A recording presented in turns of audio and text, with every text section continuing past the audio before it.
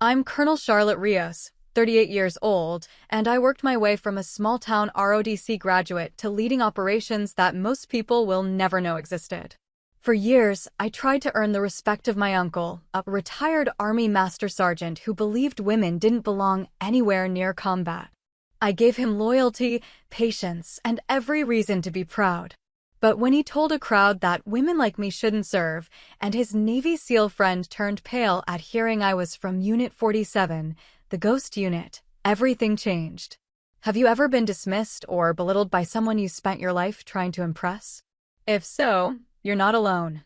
Before I tell you what happened next, let me know where you're tuning in from.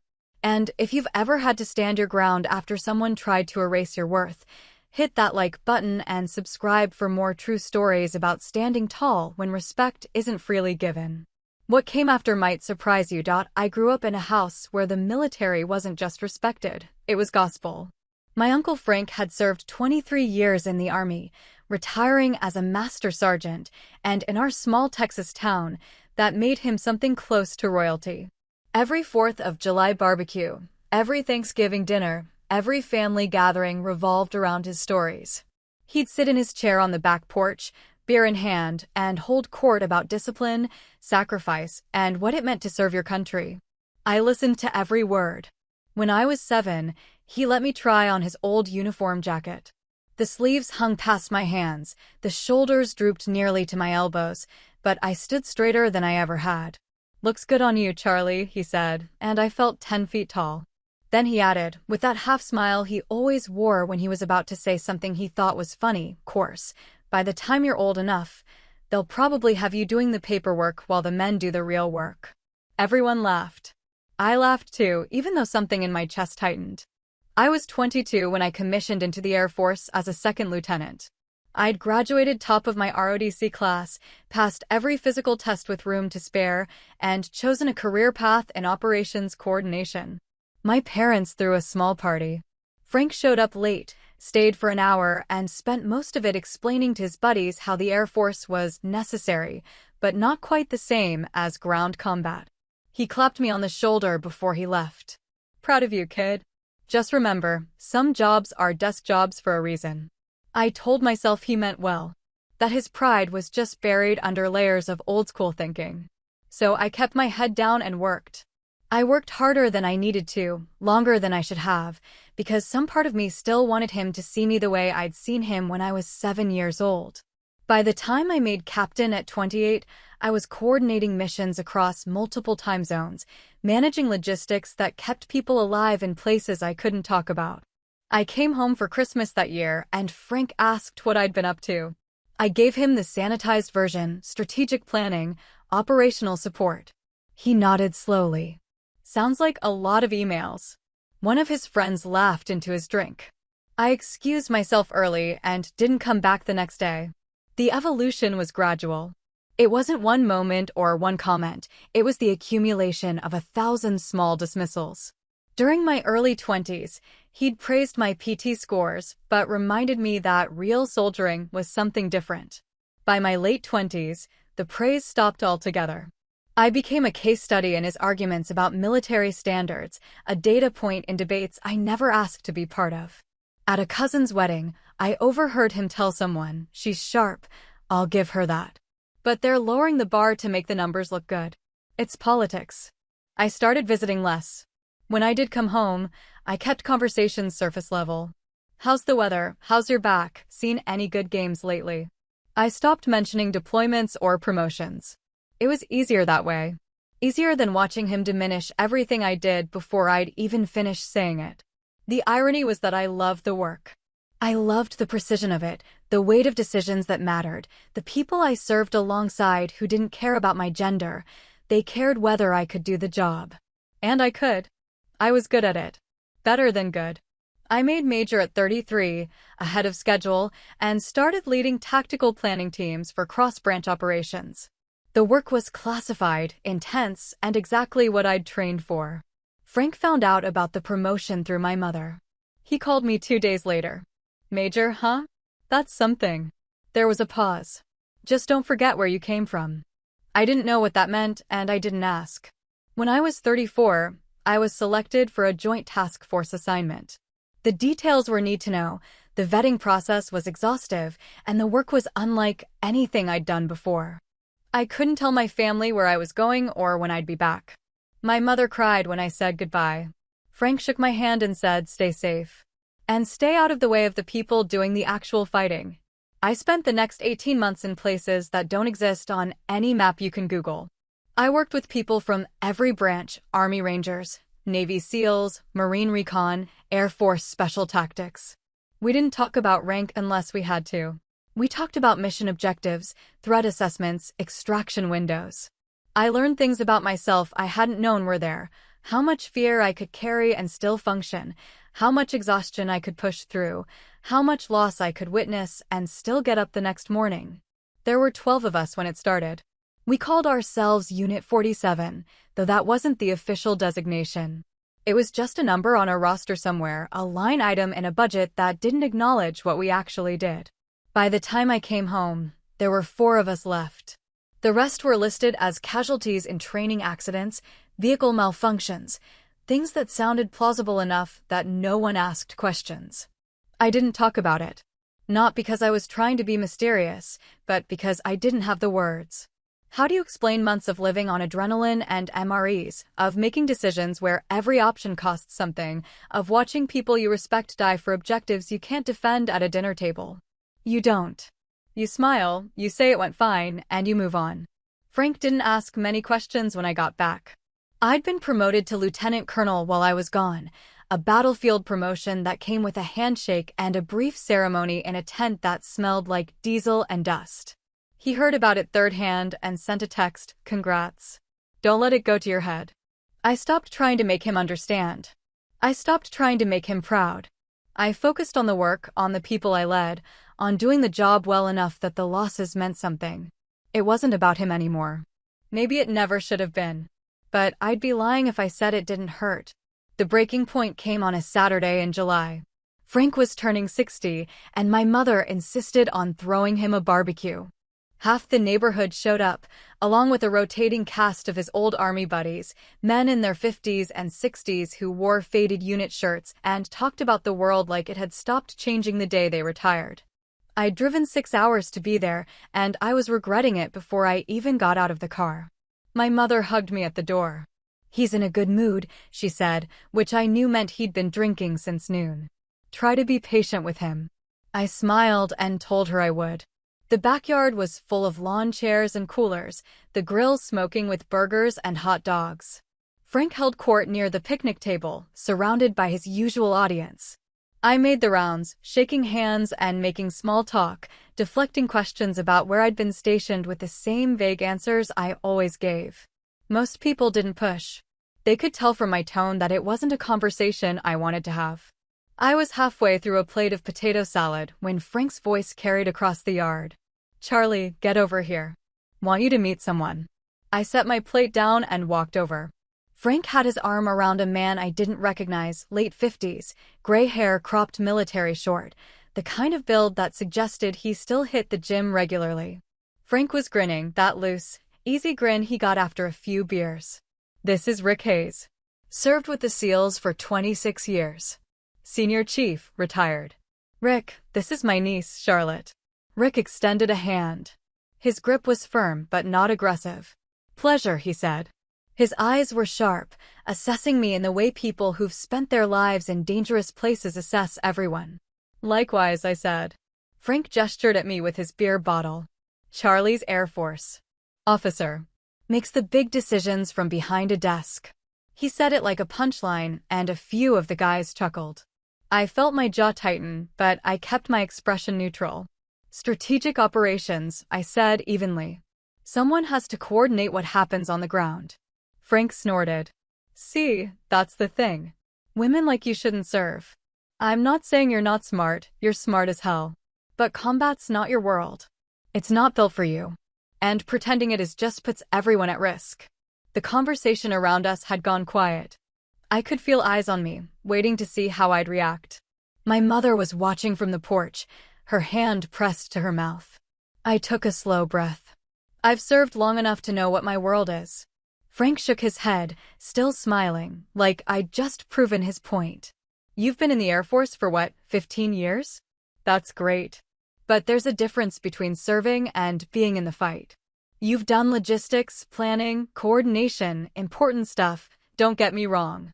But it's not the same as being downrange, boots on the ground, taking fire. That's men's work. Always has been.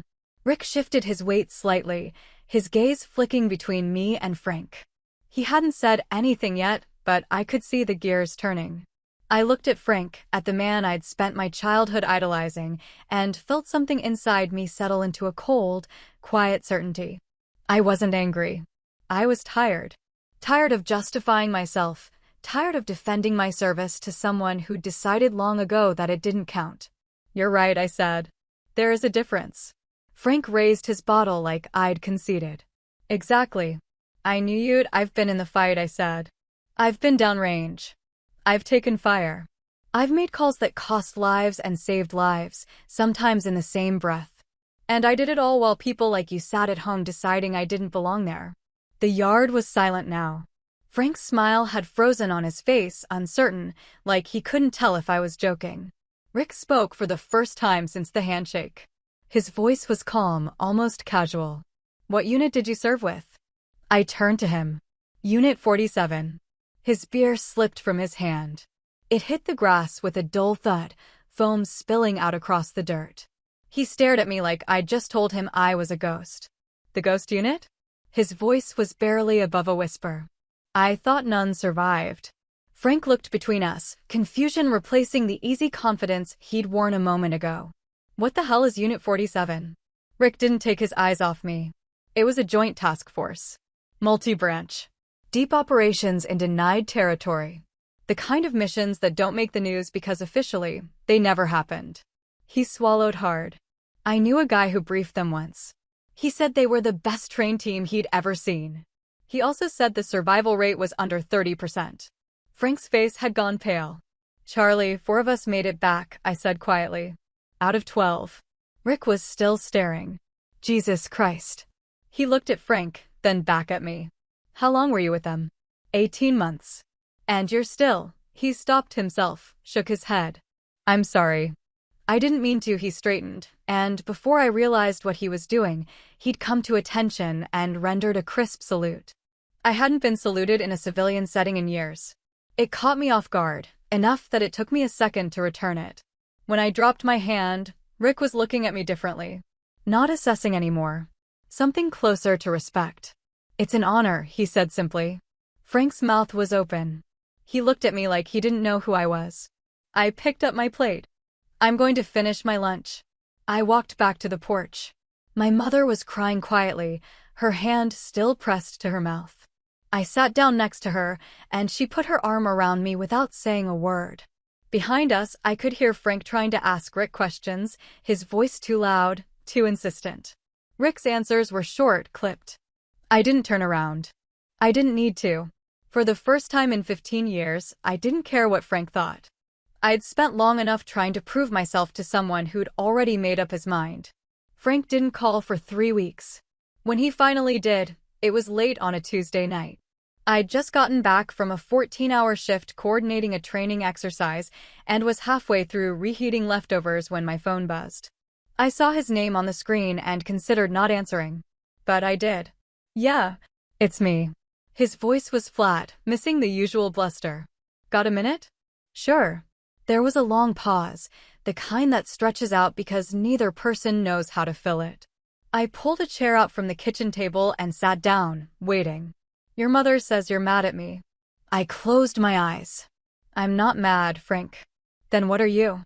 Tired. Another pause. Rick called me yesterday. Told me some things. About Unit 47. What they did, where they went. He wouldn't give me details, but he said enough. I didn't respond. If you were really there, Frank said slowly, you wouldn't be talking about it. Something in my chest went very still. Excuse me. I'm just saying, people who do that kind of work, they don't go around announcing it at barbecues. They stay quiet. So either you weren't really there or you're breaking protocol. Either way, it doesn't add up. I set the phone down on the table and stared at it for a long moment. Then I picked it back up. I spent 18 months watching people die. I came home and didn't say a word about it to anyone, not my friends, not my colleagues, not even Mom, because I knew no one would understand. But you stood in your backyard and told a dozen people that women like me shouldn't serve, that we're a liability, that we don't belong. So yeah, I said something. Because I was done letting you erase me. Charlie, I'm not finished. You want to question whether I was there? Fine. You want to tell yourself I'm lying because it's easier than admitting you were wrong? Go ahead. But don't call me and pretend this is about protocol. This is about you not being able to handle the fact that your niece did something you didn't think she could. I hung up. My hand was shaking. He didn't call back. The rumors started small. My cousin heard it from her husband, who heard it from someone at Frank's VFW post. My aunt mentioned it in passing during a phone call with my mother, something about how people were asking questions, how Frank had been embarrassed at his own party. By the time I came home for Christmas, the whole family had some version of the story, and none of them matched. Some people thought I was exaggerating. Others thought I'd done something classified and shouldn't have mentioned it at all. A few believed me outright and wanted details I couldn't give. My younger brother asked if I'd actually killed anyone, and I walked out of the room without answering. Frank didn't come to Christmas dinner. My mother said he wasn't feeling well, but I knew better. In January, I got a call from Lieutenant Colonel Aaron Beck. We'd served together briefly during my time with Unit 47. He'd been the mission coordinator, the one who kept everyone alive long enough to complete the objective. He'd since moved into a training role at Hurlburt Field, and we stayed in touch when we could. Heard you caused a stir, he said. I laughed, short and humorless. That's one way to put it. Want to talk about it? I told him the whole story, the barbecue, the confrontation, the fallout. He listened without interrupting, which was one of the things I'd always appreciated about Aaron. He didn't try to fix things. He just listened. When I finished, he was quiet for a moment. Then he said, "You know what the hardest part of that kind of service is?" "What?" "Coming home and realizing no one knows what to do with you. They want you to be the person you were before, but that person doesn't exist anymore. And the person you are now doesn't fit into their idea of who you should be." I leaned back in my chair, staring at the ceiling. So, what do? You stop trying to make them understand. You find the people who already do, and you build your life around them. The rest, he paused. The rest is just noise. Even if it's family? Especially if it's family. Because they're the ones who have the hardest time letting go of who they think you are. I thought about that for a long time after we hung up. Aaron was right. I'd spent years trying to earn Frank's respect, trying to prove that I belonged in a world he didn't think I fit into. But Frank wasn't the arbiter of my worth. He never had been. I'd just given him that power because I didn't know how to take it back. In March, I was offered a position as the operations officer for a classified detachment out of Nellis. It was a significant step up, more responsibility, more autonomy, more influence over how missions were planned and executed. I accepted without hesitation. When I told my mother, she cried. Happy tears, she said, though I wasn't sure I believed her.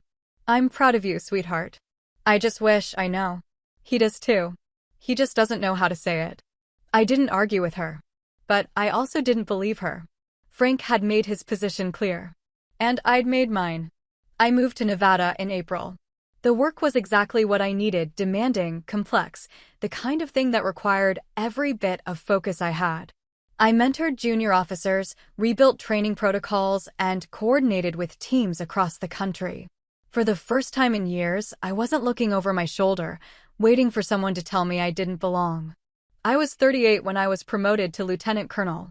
The ceremony was small, just a handful of colleagues and my immediate commander, Brigadier General Hart. He pinned the new rank on my uniform and shook my hand.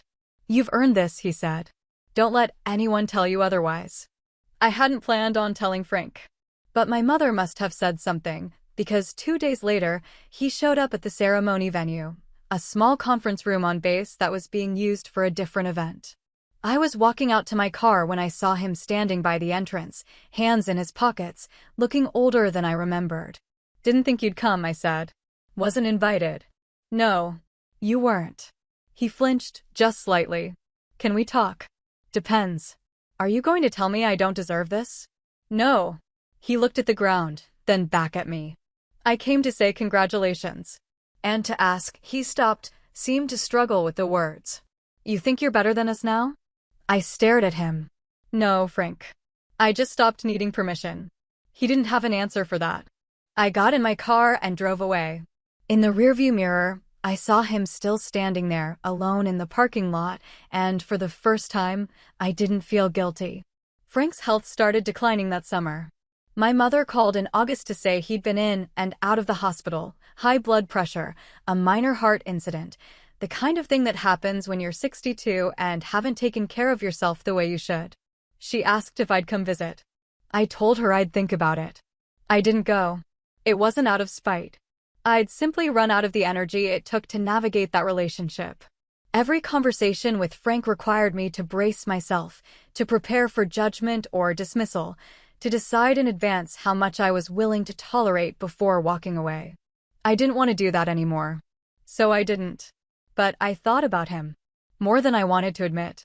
I thought about the man who'd let me try on his uniform jacket when I was 7, who'd taught me how to stand at attention and how to fold a flag.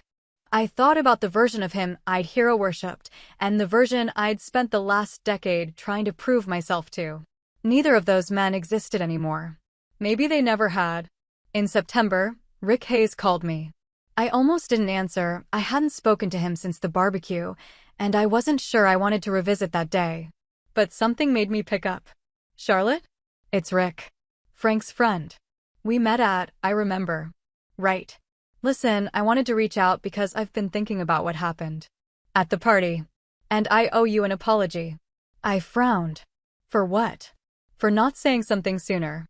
I've known Frank for 20 years, and I've heard him talk about you 100 times.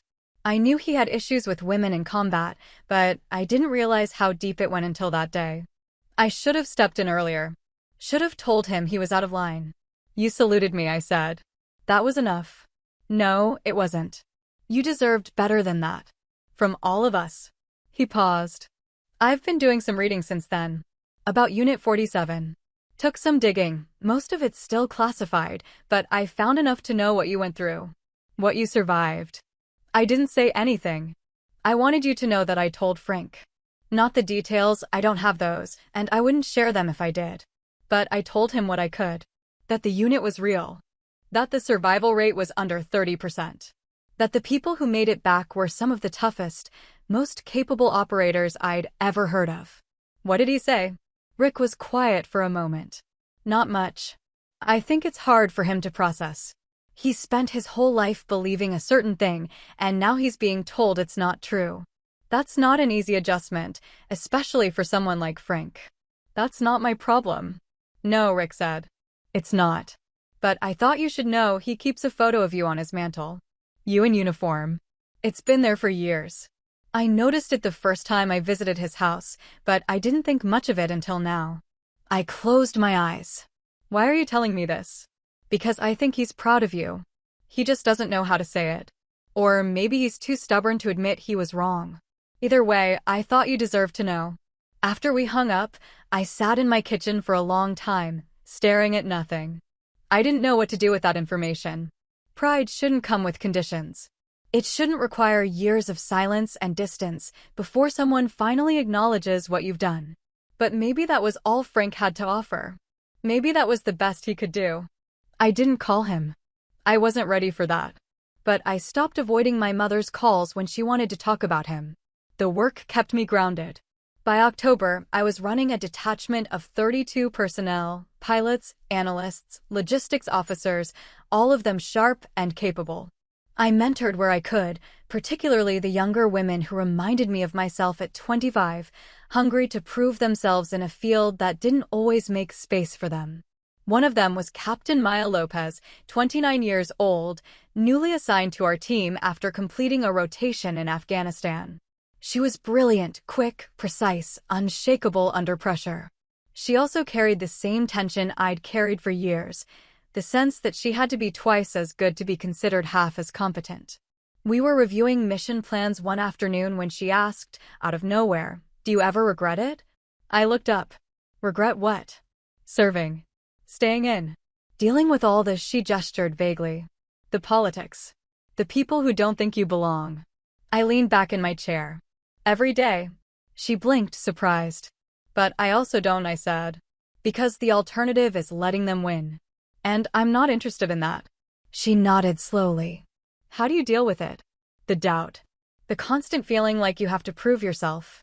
You stop trying to prove yourself to people who've already decided you're not enough. You focus on the mission, on the people who matter, on doing the work well. And you remember that the doubt isn't about you, it's about them.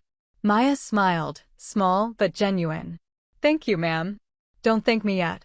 You've got about 6 more years of this before you make major. She laughed, and I saw a little of the tension leave her shoulders. In November, I got word that Frank had been admitted to the VA hospital. Heart complications, my mother said. They were keeping him for observation. I asked if he was okay, and she said the doctors were optimistic but cautious. I still didn't visit. Rick called again in early December. He's asking for you. He can call me himself if he wants to talk. I don't think he knows how. Pride's a hell of a thing. Yeah, I said. It is. Charlotte, look, I'm not trying to tell you what to do. But he's not doing great. And I think if there's something that needs to be said, now might be the time. I told him I'd think about it. That night, I pulled out an old photo album my mother had given me years ago. There was a picture of me and Frank from when I was 10, both of us in camouflage jackets, standing in front of his truck, grinning at the camera. I looked so small next to him, so sure that he knew everything. I put the album away and went to bed. But I didn't sleep much. I drove to the VA hospital on a Saturday in mid-December. It was a 4-hour trip, and I spent most of it trying to figure out what I was going to say. By the time I pulled into the parking lot, I still didn't have an answer. The hospital was a sprawling complex of beige buildings that all looked the same. I checked in at the front desk, got a visitor's badge, and followed the signs to the cardiology wing. My mother had texted me the room number that morning, along with a message that just said, "Thank you." Frank was in a room at the end of the hall alone. The TV was on, playing some old Western with the sound turned low. He was sitting up in bed, thinner than I remembered, his face pale and drawn. He looked up when I walked in, and for a second, neither of us said anything. "Didn't think you'd come," he said finally. "Yeah, well, I'm full of surprises." He smiled faintly, but it didn't reach his eyes. "Your mother tell you to come?" "She mentioned you were here." I made my own decision. "Fair enough." He gestured to the chair by the bed. "You gonna stand there, or are you gonna sit?" I sat. The chair was stiff and uncomfortable, the kind of institutional furniture designed to discourage long visits. I set my jacket on the armrest and folded my hands in my lap. Frank muted the TV. "How've you been?" "Busy." "You?" "Oh, you know. Living the dream." He glanced down at the 4 in his arm, the monitors beeping softly beside him. "Doctors say I need to change my diet. Cut back on the drinking. All the things I've been ignoring for the past 20 years. Sounds like good advice." "Probably." He looked at me, his expression unreadable. "Rick told me he called you." "He did." "What did he say?" "That you've been asking about Unit 47. That you're having a hard time with it." Frank was quiet for a moment. "I'm not having a hard time with it. I'm trying to understand it. There's a difference." "Is there?" "Yeah." He shifted in the bed, wincing slightly. "Look, I spent 23 years in the Army. I saw a lot of things, did a lot of things. And I had certain beliefs about how the world worked. About who was built for what. And then you show up at my birthday and tell me you were part of some ghost unit that I didn't even know existed, and Rick, who doesn't impress easy, treats you like you're some kind of legend. That's not easy to process. So process it." "I'm trying." He rubbed his face with one hand. "I talked to some people. Guys I know who've been around. They wouldn't give me details, but they confirmed enough. Said Unit 47 was real. Said it was one of the hardest assignments in the military. Said most people didn't come back. 4 of us did," I said quietly. "Out of 12. He looked at me, really looked at me, and for the first time, I saw something other than stubbornness in his eyes. "Jesus, Charlie. I couldn't tell you. I couldn't tell anyone. That was the deal." "I know." Rick explained that part. He hesitated. I also know I didn't make it easy for you. Before that, I mean. I said a lot of things over the years that he stopped, seemed to struggle with the words. That weren't fair. No, I said. They weren't. I thought I was being realistic. I thought I was protecting you from a world that wasn't going to treat you right. But I was wrong. I waited. You did something I couldn't have done, he said. And instead of respecting that, I made it about me. About what I thought the military should be. That was wrong. And I'm sorry. The apology hung in the air between us. I wanted to feel something: relief, vindication, closure. But all I felt was tired. I appreciate that, I said. But an apology doesn't change the last 15 years. It doesn't change the things you said, or the way you made me feel like I had to justify my existence every time I came home. I know. Do you? Because it's easy to apologize now, when you're lying in a hospital bed and you finally heard from someone you respect that I'm telling the truth. But where were you when I needed you to believe me? Where were you when I was 25 and trying to figure out if I belonged in a career I loved? Where were you when I came back from deployments and couldn't talk about what I'd seen because I knew you'd dismiss it? Frank didn't answer. I spent years trying to earn your respect, I said. And I finally realized I don't need it. I did the work. I survived. I came home. That's enough. It has to be. You're right. His voice was rough. It is enough. And I'm sorry I made you think it wasn't. I looked at him, at the man who'd been larger than life when I was a kid, and saw someone smaller now. Not because he'd shrunk, but because I'd grown past the version of him I'd built in my head. I forgive you, I said. But I'm not going back to the way things were. I can't. That version of me doesn't exist anymore. I wouldn't ask you to. We sat in silence for a while. The TV flickered in the background, the Western playing out its predictable ending. Frank closed his eyes, and for a moment, I thought he'd fallen asleep. But then he spoke again, quieter this time. Rick told me you have a photo. On your mantle. He opened his eyes. Yeah, you in uniform. The day you made captain. Your mother sent it to me. I've had it up ever since. Why didn't you tell me?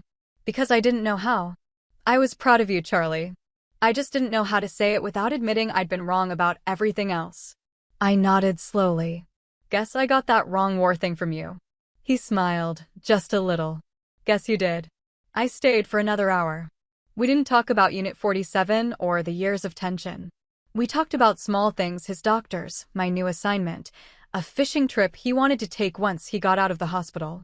It wasn't reconciliation, not really. But it was something. When I left, he shook my hand.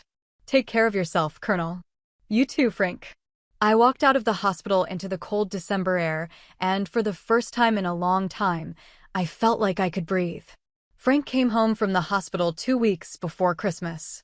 My mother called to tell me he was doing better, that the doctors had cleared him with a long list of lifestyle changes he needed to follow. She sounded relieved, and I was glad for her. She'd spent years caught between us, trying to smooth over conflicts that weren't hers to fix. I didn't visit again right away. The conversation at the hospital had been enough for both of us, I think, a starting point, but not a destination. We needed space to figure out what came next, if anything. Instead, I focused on work. The holidays were always a strange time on base, half the personnel trying to get leave, the other half covering for them. I volunteered to take the duty shifts, partly because I didn't have anywhere urgent to be, partly because I liked the quiet that came with skeleton crews and empty offices. On Christmas Eve, I was reviewing training schedules in my office when Captain Maya Lopez knocked on the door. She was supposed to be on leave, visiting family in California. Thought you'd be gone by now, I said. Flight got delayed. Weather. She shrugged. Mind if I come in? Sure. She sat down across from me, glancing at the stack of files on my desk. You always work on Christmas Eve? Only when I'm avoiding family gatherings. She laughed.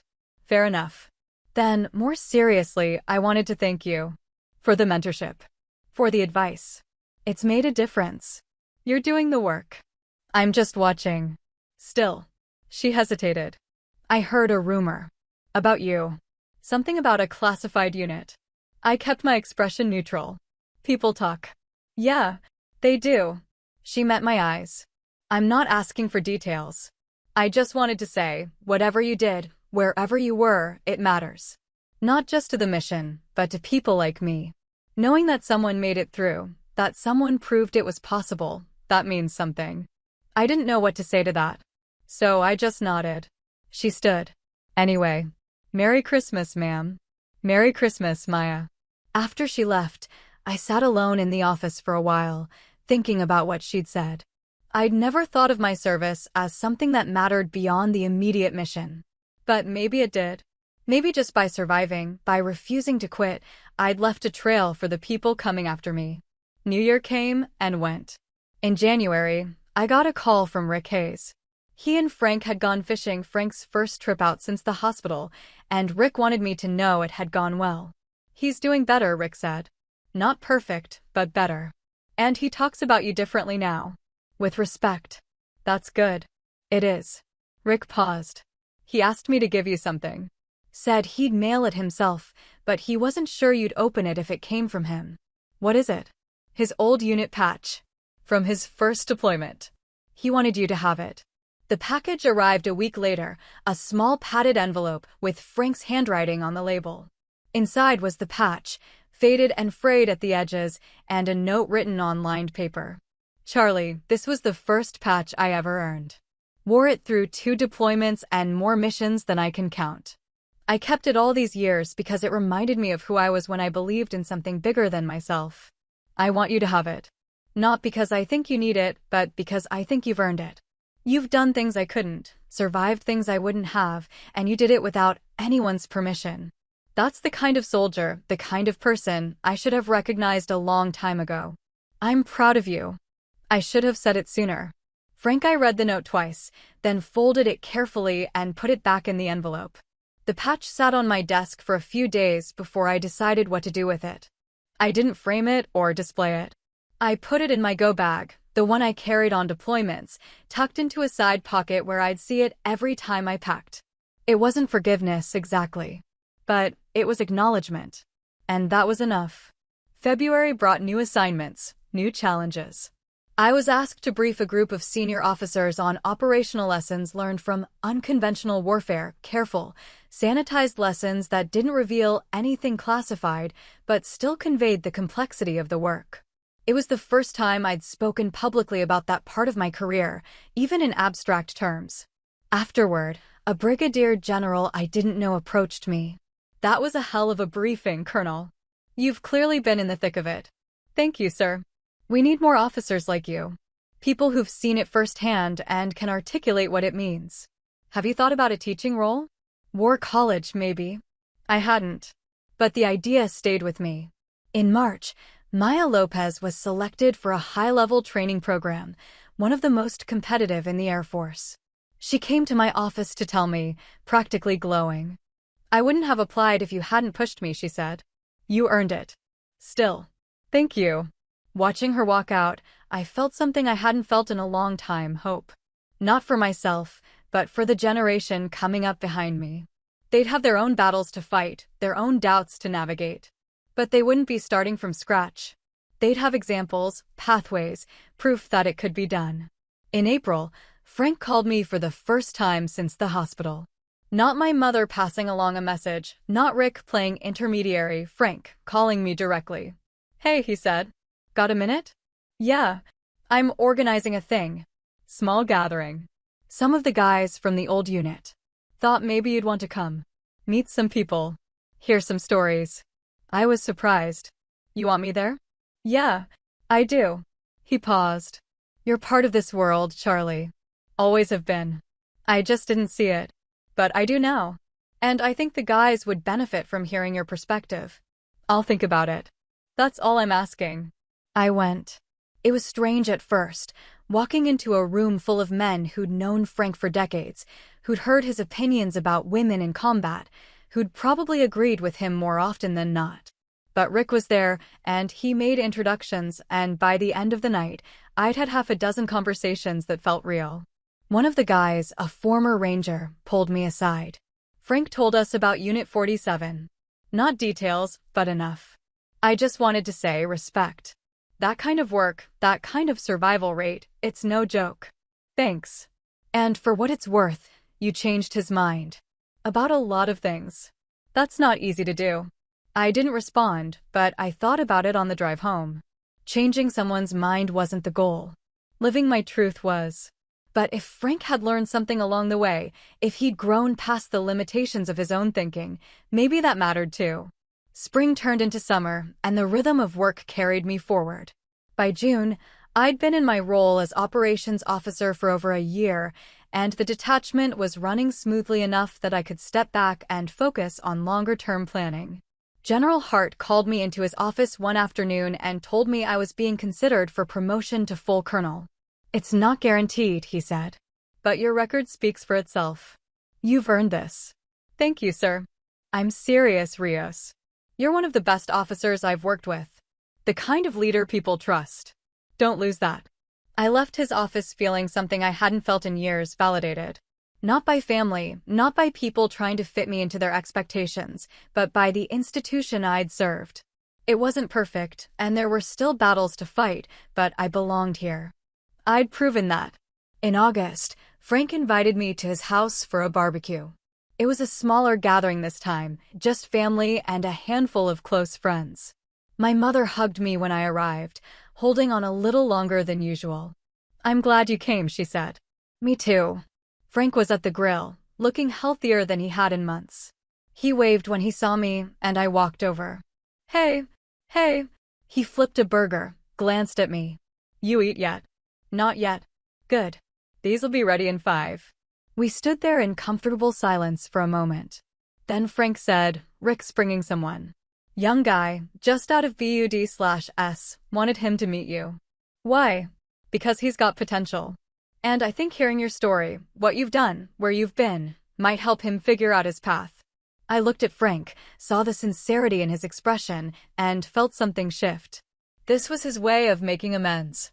Not through grand gestures or endless apologies, but through action. By recognizing my service and using it to help someone else. "Okay," I said. Rick arrived an hour later with the young SEAL, a kid named Torres, maybe 25, eager and a little nervous. Frank introduced us, and Torres shook my hand with the kind of grip that said he was trying to prove something. "Colonel Rios served with Unit 47, Frank said. "She's seen more action than most people twice her age." Torres's eyes widened. "Unit 47? I've heard stories. Didn't think anyone from that unit was still around." "4 of us made it back," I said. He stopped, seemed to struggle for words. "That's incredible, ma'am." We talked for a while. He asked careful questions, and I gave careful answers, sharing what I could without crossing into classified territory. By the end of the conversation, some of the nervousness had left his face, replaced by something steadier. "Thank you," he said before he left. "For your service. And for taking the time. Good luck out there." After he was gone, Frank came over with 2 beers. He handed me one and sat down in the chair next to me. "You did good with him," he said. "He's sharp. He'll figure it out." "Maybe." Frank took a sip of his beer. "You know, I've been thinking a lot lately. About legacy. About what we leave behind." Yeah.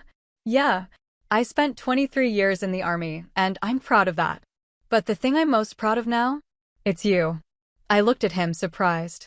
"I mean it," he said. "You're doing things I never could. Leading in ways I didn't know how to. And you're doing it without compromising who you are. That's the kind of legacy that matters." I didn't know what to say, so I just nodded. We sat there as the sun went down, the yard full of quiet conversation and the smell of charcoal. It wasn't perfect. There were still scars, still unspoken things that might never be fully resolved. But it was enough. In September, the promotion board results came through. I was selected for colonel, with a pin-on ceremony scheduled for November. My mother cried when I told her. Frank sent a text that just said, "Congratulations. You earned it." The ceremony was held in a hangar at Nellis, attended by about 50 people, colleagues, subordinates, a few friends I'd made over the years. General Hart officiated, and when he pinned the eagle insignia on my uniform, he said, "This is long overdue, Colonel Rios. Congratulations." Frank was there. He sat in the back, next to my mother, and when I caught his eye afterward, he gave me a small nod. It wasn't effusive. It wasn't dramatic, but it was real. Maya Lopez found me after the ceremony. Congratulations, ma'am. This is huge. Thanks. And it's Colonel now, not ma'am. She grinned. Yes, Colonel. How's the training program going? Brutal, but worth it. She hesitated. Can I ask you something? Sure. Do you ever feel like you have to be perfect? Like one mistake, and it'll confirm everything people already think about women in the military. I looked at her, saw the weight she was carrying, and remembered what it felt like to shoulder that burden every single day. Yeah, I said. I do. But here's the thing, you're going to make mistakes. Everyone does. And some people will use those mistakes to justify their biases. But the work you're doing, the example you're setting, that matters more. Don't let the fear of being imperfect stop you from being excellent. She nodded slowly. Thank you, Colonel. I watched her walk away, and I thought about all the women who'd come before me, who'd fought their own battles and paved their own paths. And I thought about the ones who'd come after, who'd faced their own challenges and doubts. We were all part of something bigger, a slow, steady shift toward a military that made space for everyone willing to serve. That night, I went home to my small house on the edge of base and sat on the back porch with a drink. The air was cool, the sky clear. I thought about the girl who'd worn her uncle's jacket and dreamed of being a soldier. I thought about the woman who'd survived 18 months in Unit 47 and came home a ghost. I thought about the officer I was now scarred, sure, but still standing. Respect isn't given. It's proven. Sometimes after the noise stops, sometimes long after you've stopped caring whether you have it. But it comes. Eventually, it comes. The years that followed were quieter. Not easy, work at this level was never easy, but steadier. I settled into my role as colonel, commanding a detachment that grew from 32 personnel to over 60. The missions were varied, the challenges constant, but I'd learned how to navigate them without losing myself in the process. Frank's health stabilized. He followed his doctor's orders more than he ignored them, which my mother said was a minor miracle. We talked on the phone every few weeks, conversations that were shorter than they probably should have been but felt genuine. He asked about my work, and I asked about his fishing trips, and neither of us tried to force more than that. In the spring of my second year as colonel, I was invited to speak at the Air Force Academy's Leadership Symposium. The topic was resilience in unconventional operations, broad enough to avoid classified details, specific enough to be useful. I accepted, though public speaking had never been my strength. The auditorium was packed with cadets, young men and women who looked impossibly young to me, though I knew I'd been their age once. I stood at the podium, looked out at the sea of faces, and took a breath. Resilience isn't about being unbreakable, I started. It's about breaking and putting yourself back together enough times that you learn how the pieces fit. I've led missions that succeeded and missions that failed. I've lost people I cared about and made decisions I'll carry for the rest of my life. And I'm standing here not because I did everything right, but because I refused to quit when things went wrong. I talked for 30 minutes, sharing what I could about leadership under pressure, about trusting your team, about the difference between confidence and arrogance. When I finished, the applause was polite but not overwhelming. I didn't expect it to be. These were kids still figuring out what kind of officers they wanted to become. My words would either mean something to them later, or they wouldn't. Afterward, a cadet approached me, a young woman, maybe 20, with sharp eyes and a nervous energy that reminded me of Maya Lopez. Colonel Rios? I'm Cadet Ramirez. I just wanted to say thank you. She paused, searching for words. That was the first time I've heard someone talk about failure like it's part of the process instead of something to hide. Failure is part of the process, I said. Anyone who tells you otherwise is lying or hasn't been tested yet. She smiled. Can I ask you something? How do you handle the doubt? The feeling like you don't belong. You remind yourself why you're here. And you surround yourself with people who see your value even when you can't. Thank you, ma'am. That helps. I watched her walk away and thought about how many versions of her I'd met over the years, young women trying to prove themselves, trying to find their place in an institution that hadn't always made room for them. I didn't have all the answers, but I could offer what I'd learned, and that felt like enough. In June, I received word that Lieutenant Colonel Aaron Beck was retiring. He called me a few days later to let me know personally. 26 years, he said. Feels like the right time. What are you going to do? Take my wife on that trip to Italy she's been asking about for a decade. Maybe write a book. Definitely sleep past 0600 hours. I laughed. You've earned it. So have you. Don't wait as long as I did to realize it. His retirement ceremony was held at Hurlburt Field. I flew out for it, along with a handful of others who'd served with him over the years. During his speech, Aaron talked about the people who'd shaped his career, the missions that mattered, the lessons he'd carry forward. He mentioned Unit 47 briefly, carefully, acknowledging the sacrifice without revealing details. Afterward, we shared a drink at the officers' club. You ever think about retiring? He asked. Sometimes. When the paperwork gets too heavy. You've got a few more years in you. Don't waste them. I won't. He raised his glass. To the ones who didn't make it back. I clinked my glass against his. To the ones who didn't make it back. In August, Maya Lopez made major. She called me from wherever she was stationed, she couldn't say, which meant it was somewhere interesting, and I could hear the pride in her voice. I couldn't have done it without your mentorship, she said. Yes, you could have. You just would have gotten there a different way. Maybe. But I'm glad I had you. Me too. By September, I'd been in command for nearly 3 years. General Hart called me into his office and told me there was a new opportunity, a position at the Pentagon, working in strategic planning. It was a significant step up, a chance to influence policy at the highest levels. It's yours if you want it, he said. I thought about it for a week. The Pentagon meant politics, bureaucracy, meetings that stretched for hours and accomplished little. But it also meant impact. It meant shaping the future of the Air Force, ensuring that the lessons I'd learned, that people like Aaron and Maya had learned, weren't lost. I'll take it, I said. The transfer happened in November. I said goodbye to my team, handed command over to a sharp lieutenant colonel who'd been my deputy, and packed up my office. On my last day, the detachment threw a small ceremony. People said kind things, gave me a plaque, shook my hand. It felt surreal. That night, I called Frank. I'm moving to DC. New assignment. That's big. Yeah. You nervous? A little. You'll do fine. You always do. It was a small thing, but it meant something. I arrived in Washington in early December, just as the city was gearing up for the holidays. The Pentagon was everything I expected, massive, impersonal, full of people in uniforms moving with purpose. My office was on the 3rd floor, a small space with a desk, a computer, and a window that looked out onto a parking lot. I unpacked my things slowly. The old unit patch from Frank went on a shelf, next to a photo of my team from Nellis and a coin Aaron had given me when I made lieutenant colonel. Small reminders of where I'd been and who'd helped me get here. The work was different. Less operational, more strategic. I spent my days in meetings, reviewing proposals, advising senior leadership on resource allocation and mission priorities. It wasn't the adrenaline-fueled intensity of tactical operations, but it mattered. Every decision I influenced, every policy I helped shape, had ripple effects across the entire Air Force. In January, Frank came to visit.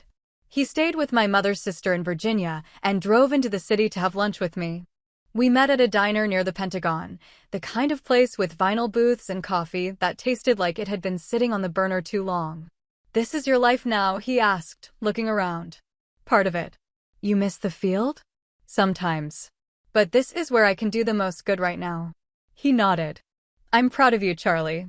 I know I don't say it enough, but I am. I know. We finished our meal and walked outside. The air was cold, the sky gray. Frank pulled his jacket tighter and said, "You turned out better than I ever imagined. Better than I deserved, honestly. You did your best." "My best wasn't always good enough." "No," I said. "But it was enough to get us here." He smiled, small but genuine. "I'll take that." The years in Washington passed in a blur of meetings, briefings, and policy reviews. I made colonel on the promotion list early, and by my 3rd year at the Pentagon had become one of the senior advisors on special operations integration. It was demanding work, the kind that required constant attention and left little room for a personal life. But it was important work, and that mattered. I turned 45 in March. My mother sent flowers to my office, and Frank called to wish me happy birthday. We talked for 15 minutes about nothing in particular, his garden, my schedule, a documentary he'd watched about World War II. It was ordinary, comfortable, the kind of relationship I'd stopped believing we could have. In April, I received an invitation to speak at a commissioning ceremony at the Air Force Academy. The superintendent had specifically requested me, noting that my career trajectory and service record made me an ideal speaker for the incoming class of officers. I accepted, though the idea of standing in front of hundreds of people still made me nervous. I spoke at the Air Force Academy commissioning ceremony on a bright May morning. The cadets sat in neat rows, their faces full of excitement and apprehension, and I told them what I'd learned over decades of service. I told them the oath they'd take wasn't just words, it was a promise they'd be tested on their entire career. I talked about leadership and resilience, about loss and failure, about surrounding yourself with people who make you better. I referenced the hardest moments of my service without naming Unit 47 directly. I told them leadership wasn't about being perfect, it was about being present, honest, and willing to carry the weight of your decisions. Afterward, a young woman asked how I dealt with being one of the few women in my field. I told her I focused on the work, on what I could control, how I showed up, performed, and treated others. Eventually, the work spoke for itself. When she asked what to do if people still didn't take her seriously, I said to keep going anyway. Not for them, but for herself and for the people coming after who needed to see it was possible. Watching those cadets file out, I felt something close to peace. This was the legacy that mattered, the trail I'd left for others to follow. In June, I attended the first reunion for Unit 47 survivors. 4 of us gathered in a nondescript Virginia facility with high security.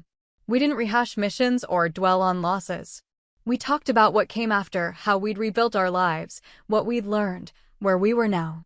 It was cathartic, a reminder that survival wasn't the end of the story, but the beginning of the next chapter. Collins, a former Army Ranger, asked what I'd been doing.